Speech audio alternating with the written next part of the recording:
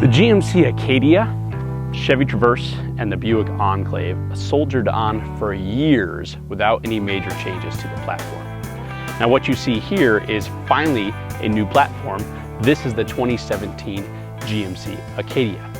Now with that change in platform, the new Acadia is both lighter and smaller.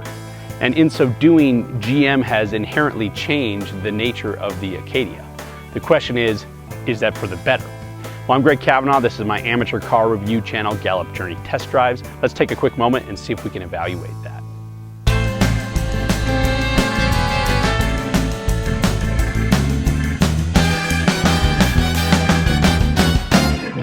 I'm going to stop and do something I don't typically do, and I'm going to talk about my apparel. While it gets plenty of comments out there on the old interwebs, it's not something I typically point out in my videos. But here's the point. As I was watching one of my YouTube videos to check it over, an advertisement came on before it for a belt called the Grip 6. I thought, hey, this is kind of interesting. These guys are advertising, in front of one of my videos. I'm curious about the belt. Well, this is the belt, and I have to say, it is my new favorite belt, simply because it is so simple. It's a metal buckle, which is machined with 2 slots and some webbing. And this is the Ninja, basically an all black belt, but you can get different color buckles, different color webbing. What's really nice here is you have no holes, so it's infinitely adjustable. And because of the way it's designed, you also have no tail.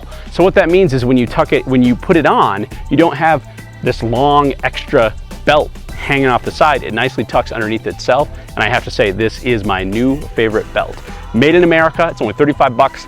I have to say, go check out the Grip 6. I was really happy with it. So check out their link in the description, the Grip 6 belt, and tell them I sent you. So this new platform of the Acadia is shared with the Cadillac, I believe it's the CT5. I can't keep track of their nomenclature anymore, but it's Cadillac's new mid-size crossover. And what does that mean in real world terms? Well, it means that the wheelbase here has shrunk by, I believe it's almost 6 inches, and the overall length by closer to 8 inches. And what this means, and comparatively now, is that the Acadia sits right smack dab in the middle with the Highlander, the Explorer, and basically all the other kind of largest mid-size crossovers on the market. Or more importantly, it means that space as a minivan alternative is no longer the Acadia's trump card. Too soon? Nonetheless, it doesn't mean this vehicle is worthless, but I will say the one strong merit of the previous gen Acadia is that you could cross-shop that as a reasonable minivan alternative. It was never going to be as good as a minivan in terms of space and people hauling, but it was the closest you could get in terms of crossovers on the market, in my opinion, and that trump card has now been lost. This is most prevalent when you're looking at the space behind the third row, so let's check that out.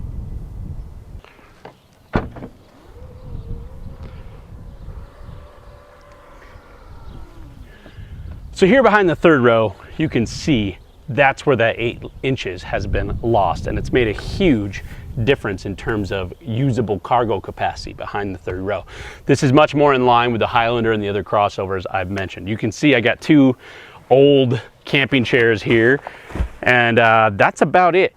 2 camping chair width is what you get in terms of, or depth I should say. In terms of width, you can see it's slightly more than those camping chairs, but not much. What this translates into is, well, this giant piece of aspen I got from my local national forest. Let's see if it closes just for fun. Will it close? Will it close? Will it blend? It does. I didn't think that was gonna happen. So if you're out in your national forest and you're trying to get like a 20-inch diameter piece of aspen, like that, it'll fit. Needless to say, it doesn't mean this isn't unusable. All it means is that compared to the old Acadia, it's smaller. There's still great cargo here below. You can fold these seats really easily. You get a nice flat cargo area with that change. I have to say it's still pretty versatile, still useful, just different. Now in terms of the second row, with this setup I have right here, you can see my space is ample. This is where I would, where my driving position is. I'm 5'8", and here's with the seat all the way back. Yep. You can see I have tons of space, tons and tons of knee room, great headroom, no problems there. You can get this with captain's chairs or with the bench we have here, which is a 60-40 split. In terms of entry into that third row, the 40 side moves forward really nicely. It folds and slides forward and gives pretty great entryway into the back, the third row. But there's one caveat here. If you want 7-passenger seating and you're going to use that third row regularly, it's not a problem unless you have my situation where we have an infant car seat where it has a base, you know, so you can take that car seat in and out, but the base stays in. And then we also have a 5-point harness seat for our 2-year-old, which also stays permanently in. With those two things in place, you cannot move these seats forward and back, you know, to get entry into the third row. So that's a big deal if you're in that situation that we are. If you're going to do that, I would suggest you compromise your cargo carrying capacity from 7 passengers to 6, and you get the captain's chairs here in the center, which allows a space to pass through in the middle to get to that third row regularly. Now, if you're not going to use that third row regularly, which is my recommendation with this and the Highlander and other crossovers this size, then it works quite well. There's tons of space here. It moves fore and aft for when you do have people back there in the third row, you can give them more space, but more regularly, you have tons of space back here. You have your own climate controls, you got your own vents up here. It's really a good place to be. Just keep that in mind. It's not as big as the old Acadia, but it does still work, just in a different way. Okay, so here I am in the third row. I've moved this second row seat up a little ways to give me some actual knee room and toe room. It makes it usable. I'm only 5'8", so it's manageable. I would not want to be back here for more than probably 45 minutes to an hour, but it is reasonable. If you have small children, they could sit back here for much longer stints. Just keep in mind, you won't have a lot of space behind this seat then either. So again, my recommendation is consider this or think of this as kind of optional extra seating when you need it, but probably not regular 3-row seating if you often have to take a lot of stuff with you just because the cargo capacity is not there. Now, if you throw a box on the top, you could get a lot more cargo capacity, which would solve some of that and make this a little bit more useful as a full 3-row SUV. But if you really need to haul people and cargo, get a minivan. It's just better. So let's be honest, I mean, styling is of course subjective. I'll point out a few things though. Firstly, it looks like an updated version of the old Acadia in a good way. I think it's maintained its kind of Acadia identity, if you will. The front end's very modern. I really do like the front end. I'm kind of torn on this kind of belt line, shoulder line swoop here. I'm not sure what I think about that. And then I'm not a huge fan of the contrasting wheel well, lower body cladding molding down there. I just don't think that looks as good. It looks a little cheaper. It's kind of a la Subaru to me. I'm not a huge fan of it. Maybe you like it. Styling is of course subjective. However, I will say, you know, in this silver color, it looks pretty handsome. And then I will say, more importantly, the Denali that I saw sitting on the lot looks really, really good. And then compared to the last gen Acadia, this certainly looks like it's been the updated version. So it's got that going for it in many ways as well. Let me know in the comments. I'm curious what you guys think. Well, out here on the open road, there's a few things you need to know. Firstly, because of the changes to the platform, the Acadia certainly drives like a much smaller vehicle. So yes, you make some compromises in interior space and passenger space, but in terms of everyday drivability, it doesn't feel as kind of hulking as the old one did. It definitely feels and drives a lot lighter and smaller. That's a good thing. It's well controlled, easy to maneuver. I really like it in that respect. We're still using the 3.6 liter direct injected dual overhead cam VVT V6. It's used in countless GM products from Cadillac all the way over to, you know, Buick and Chevy and everything. And, you know, it's even in the Camaro. And here it's making 310 horsepower, and that's at a very lofty 6,600 RPM. And it makes 271 pound-feet at 5,000 RPM. Now, I have to say, if it weren't for this day and age with giant, extremely powerful V8s, I mean, those numbers are really good. You know, 310 horsepower is a lot.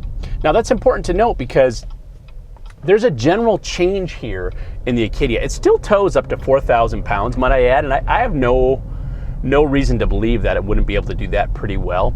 I have a pop-up camper that weighs over 2,000 pounds, and I'm sure this thing would tow it just fine.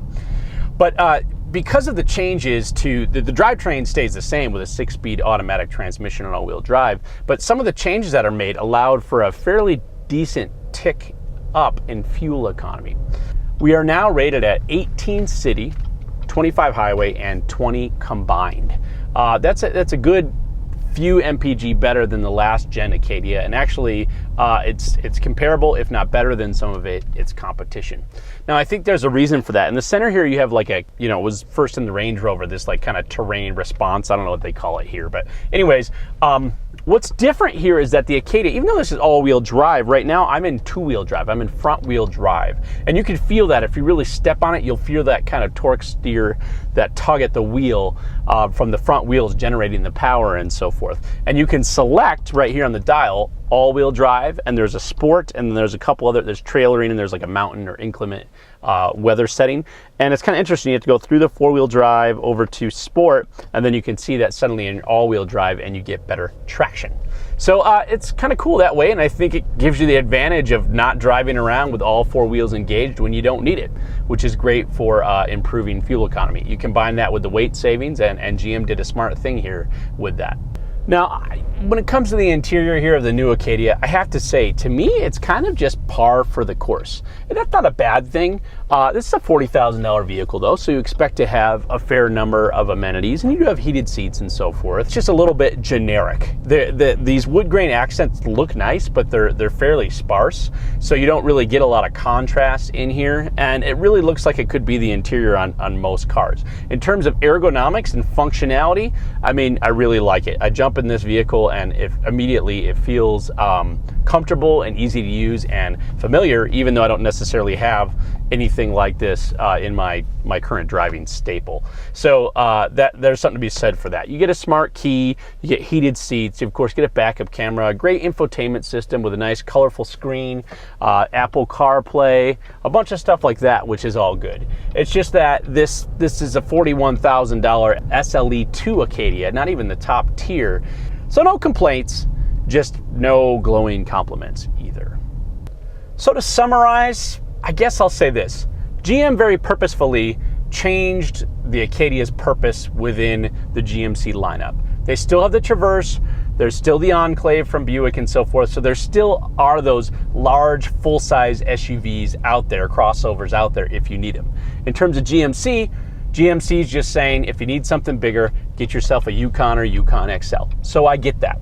So that being said, if you're not comparing this to the last gen Acadia, this is competitive, and it's a good effort by GM to make a product that's competitive and compelling and worth checking out. So that really is my point. In and of itself, it's a great mid to full size 3-row crossover. It's worth test driving. A big thanks to the good folks over at Rico AutoComplex of Gallup, New Mexico for letting me drive the new Acadia. Those folks are great, and I'm happy to show it to you guys. Check out their link in the description. Of course, thanks for liking, subscribing, sharing, watching, and hopefully commenting. I look forward to your comments on this one. See you soon. So focus. Did you just start recording? Yeah. Okay. I know smiling. I want to do something here I haven't done before, and that's give a quick product review. This is